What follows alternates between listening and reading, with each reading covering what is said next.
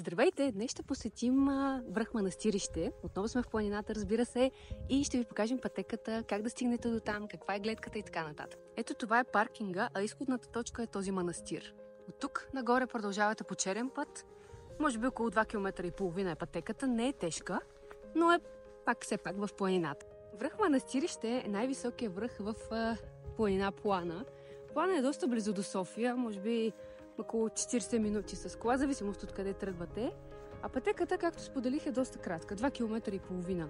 По доста равен път, няма някакви тежки изкачвания, така че е подходяща за всякакъв тип планинари и не планинари. В момента е началото на февруари и честно казано има доста топящ сняг, съответно пътеката е кална, така че е хубаво да си носите планински обувки, защото наистина има кал и лед.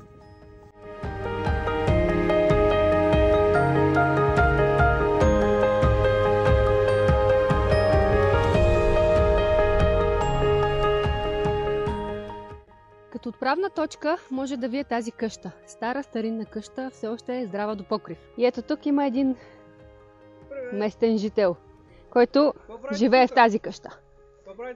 Идваме на гости. Заповядайте, добре сте. Къде е входа, господине? Ето тук отдолу.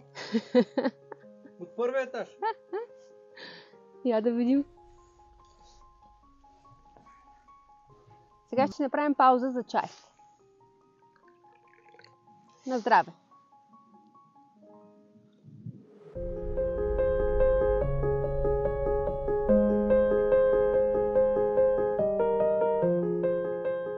Всъщност пътеката до тук е доста равна и е доста лесна за изкачване. Това е единственото по-стръмно нещо до върха, но то, както виждате, е доста кратко.